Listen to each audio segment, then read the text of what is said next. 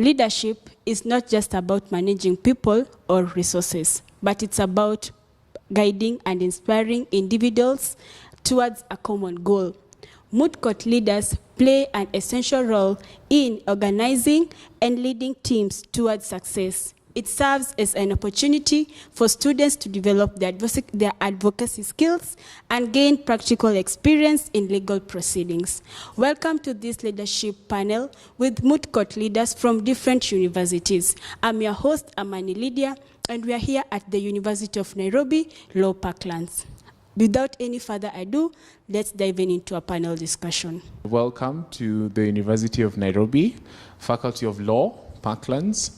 My name is Victor Kihika, and I'm very pleased to have you again, Amani, and my co-panelists. It's very, very delightful to host you here at the Sir George Rukwaro Boardroom, and I'm looking forward to a very nice discussion concerning Moot Court, because really we are the leaders who lead various law schools. Here we have 5 universities represented. We have University of Nairobi, Mount Kenya, Catholic University of Eastern Africa, JKUAT, that is Jomo Kenyatta University of Agriculture and Technology, and on my left, Strathmore University. So I will let my co-panelists introduce themselves. Hello, my name is Shamia Muchesia. I'm a student of law at Strathmore University, and I'm also a mooter for the Strathmore Law School. In my part-time, I'm also the vice president of the Strathmore Debate Society, and I love talking to people. So I'm hoping for a really lively session and just to interact with my fellow panelists. Thank you. My name is Rosemary Githirwa. I'm a 4th-year law student at JKUAT, Karen campus. I'm happy to be here, and I'm looking forward to engaging with you and learning from you. My name is Gabriel Ojimu, a law student from the Catholic University of Eastern Africa. I'm also a mooter from the same school. I'm also the president of the International Court of Justice for the same chapter. And I look forward for an interactive and an amazing session. Thank you. We all know that Moot Court competitions, they serve as an opportunity for students to develop their advocacy skills and gain practical experience in legal proceedings. So I want you to tell us, I'll begin with you, Rosemary, from JKUAT. How do you prepare for Moot Court competitions? This entails both the internally and the external competitions. Open from 1st years to 4th years. Then we also have Moot Court competitions at different times of the semester. We have also Moot Courts depending on at the time of the year when there's an intake in May, January, September. We have such competitions to introduce 1st years and the 2nd years into mooting. We engage them. We set a question, an easy question, just to have them engage their mind. And mostly we do criminal law because I think that's what everyone is more familiar with. So we do that. And then we also have Moot Courts in the middle of the semester. Mostly we have them internally. But depending on what semester it is and at what time of the year and how many classes are in session during that period of time, we also look into that. We factor that in our planning as we plan for moots. So when we have an internal moot, we have trainings for the participants. Actually, not for the participants only, for all the mooters. We have trainings online, physically. We have trainings for the oral skills, and we also have memorial writing training and research. So mostly the people who conduct such trainings are alumni, mostly students who have been in JKUAT, and there were mooters as well. We engage them. Jamia, Rosemary has said that they do not have a criteria for who to participate in the Moot Court competitions. Is it the same case at Strathmore?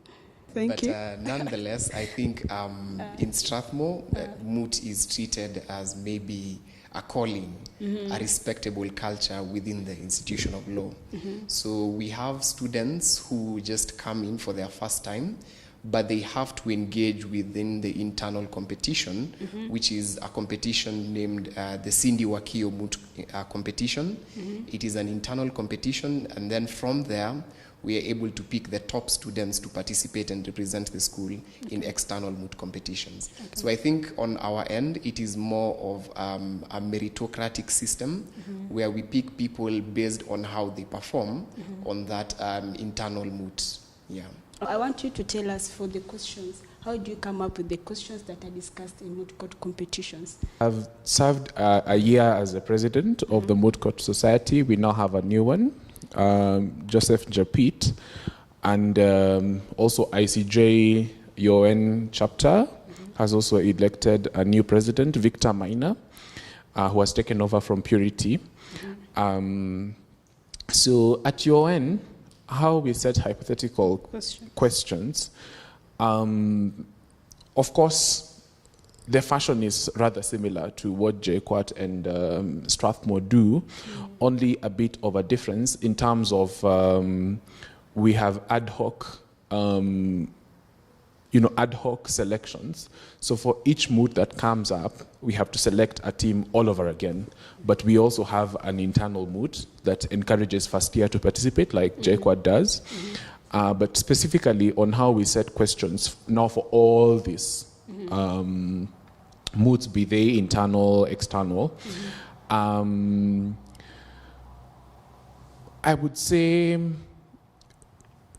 most of the times we rely on pre-existing hypothetical cases.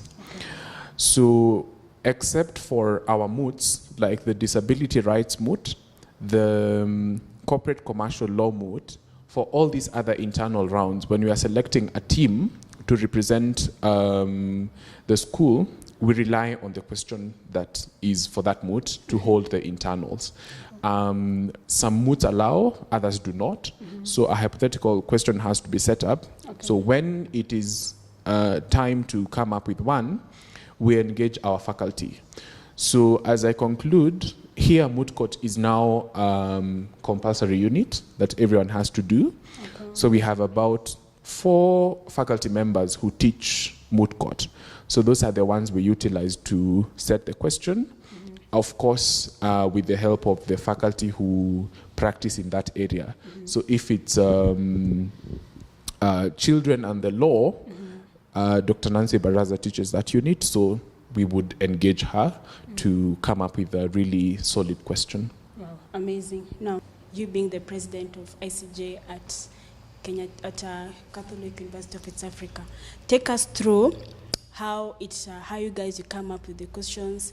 Also tell us about the role of the ICJ in law schools and its impact. First of all, the ICJ. What is ICJ? Exactly. ICJ is one of the organs of the United Nations that was established in 1945. And the mandate of the organ is to settle disputes that might arise between states, because it's in the nature of states, not only humans, that conflicts always arise. So these conflicts need to be addressed and settled. So the ICJ is the organ that deals with disputes that arise between states in the globe. So mostly, when it comes to the Moot question, International Court of Justice, the framers or those persons who come up with such a question, they have to take into account new developing concepts of international law, and they set such a question in that line. And when it comes to what impact does the ICJ have to law schools, for me, the ICJ have one main impact, which is to provide rich case law to law students, because the decisions of the ICJ are quite deep, in that when students go through these judgments, they will get to learn more about international law. So it provides them with an opportunity to interact more with different fashions of international law. Yeah, because we understand international law is quite broad. We have international humanitarian law. Some moods sometimes come. For instance, in the recent one we tackled in the conference, it was about the principle of non-intervention. the foreign internal affairs of a given state, and the international humanitarian law. So the ICJ provides students with a much deeper analysis of international law. Yeah, so that's its impact to law schools in different parts of the country. I want you to tell us maybe now that we have the moot court competitions, we have them, we have selected the questions. Oh my God. And you know that in every place, there are always ethical issues that always arise in a moot court competition. So as JQuat, how do you guys handle ethical issues that arise in a moot court competition at JQuat? Always arise in a moot court competition. So as JQuat, how do you guys handle ethical issues that arise in a moot court competition at JQuat? Thank you. Yes. So, as a student, as a JQuat student, As the moot court, as the moot court president at JQuat, yes. we haven't had such issues when we are hosting a moot in our school. But when we are attending, when we're representing the school in another institution, we have faced such challenges. You find that when you're in a competition, and then you find out much later that one of the judges is actually a lecturer in that institution. What? It happens. It has happened. But I don't think at that point there's anything you can do really. But maybe something that can be done before that competition is held. Maybe if the lecturer is to be a judge, maybe there should not be a judge where the school is being a presentation, because that would be, might be unfair to the other team. Yes. So maybe that can be put in place. I don't think there's a problem with having a lecturer of your own being a judge in a moot court organized by your own, but maybe the lecturer should be a judge when your own is making a presentation. But leaders, sometimes they always present the copied models. So maybe you can, is it true or false? How true is this statement or how false is this statement? Okay, so I think the ethical issue we are speaking about there is plagiarism. Yeah, exactly. I would say yes and no. It depends. There are some moods that provide, even before I go there, let me mention how I perceive moods. And for me, in most moods you'll attend, you will hear them saying, this is not a competition, but the name of the competition is Moot Court competition. Because it is meant to expose you to different issues, like my friend has said, Gabriel. For instance, to international law. So if it's a moot on ICL, for instance, the Strathmore ICL moot, the idea is to have as many people participate so that they can all get the knowledge, meet practitioners in the area, know which institution is responsible, and so forth. Read the moot this year. I'll definitely read those memorials. And there could be a temptation to plagiarize. Some moots don't have, a way of finding out whether you plagiarized from last year's memorial, but if it is the best memorial, really they'll find out. But I will say yes, it does happen because it's very easy for someone to plagiarize, but it's a ground for disqualification, and also as we train here, you know how we handle it. This legal industry will evolve to accommodate all of you, the 20,000 laws that graduate every year, and what skills should law students have when they are coming into the industry? I think my answer to that would be patience. The problem with that is that it doesn't conform with the law that you need to get at the back of the line. So I think for any law student who's maybe thinking about, oh look, the field is saturated or something of the sort, I think there is so much you need to consider in terms of, firstly, just looking for what is the sweet spot. So like looking at what are you really interested in. Because even if the field is saturated, what it means then is that you still have the courage to still keep on going with time. But also if there's no one completely in the field, you won't be discouraged and say, this field has no people, let me just leave the field. I think once you're able to find the sweet spot, then that is possibly the best thing.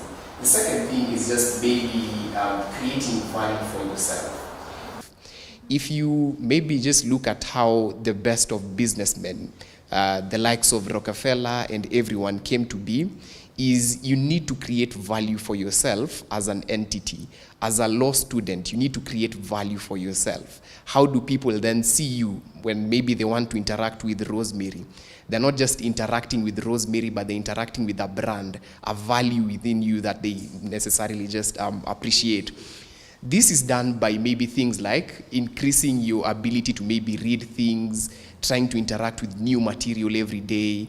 If you can't necessarily just get into a law firm, read 10 judgments every day and all these things. I think this like just builds up over a period of time, and with time you'll grow to the level where your value will be so big that you will necessarily go above everyone who wants to just jump the line. So I think, again, the word is not how we will all fit. The word is maybe just we need to be patient because there is enough cake for everyone within the legal field. Amazing. And I used to have problems with math.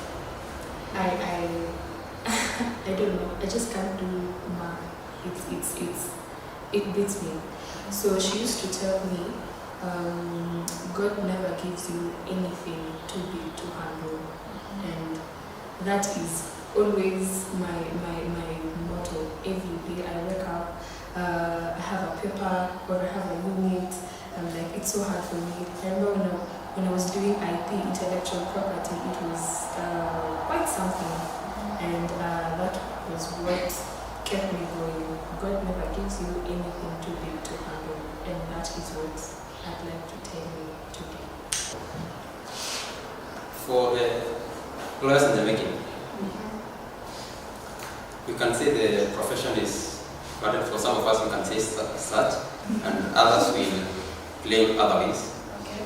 But just like the sky, you have so many stars, but each star will always shine in its own.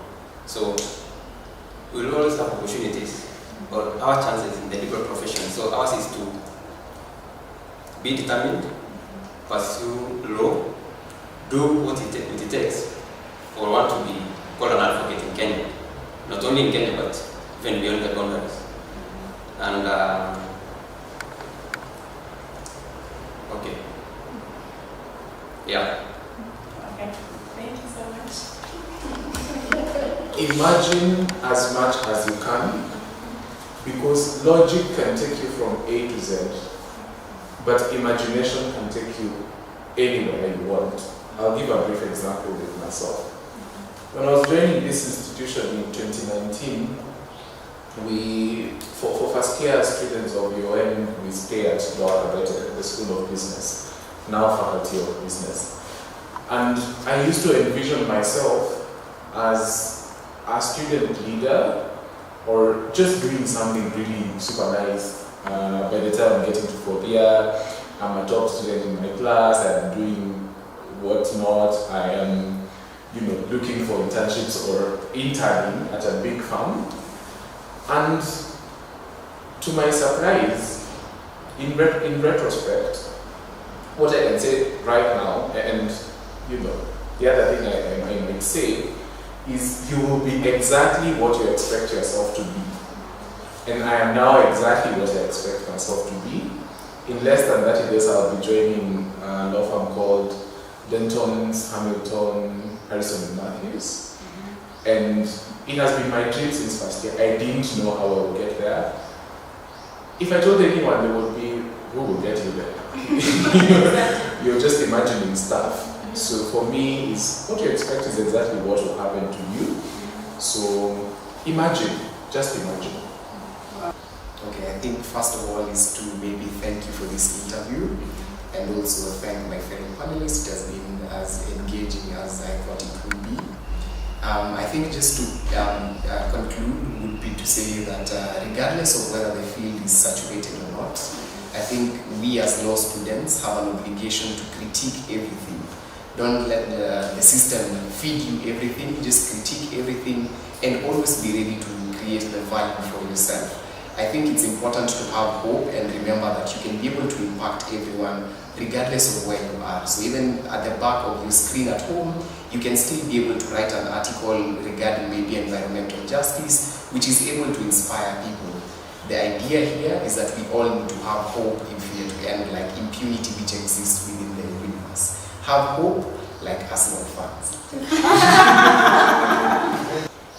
It has been truly enlightening and engaging discussion, as we hope that you found it as informative and thoughtful, provoking as I have. As they've all said, let's all have patience, there's enough space for everybody, and always believe in ourselves. This has been the Law Leadership Bench with me, Amani Lydia, and fellow distinguished Moot co-chairs from the Catholic University of East Africa, from JKUAT, from Strathmore, and our very own host, University of Nairobi, Law Parklands. See you next time. Bye.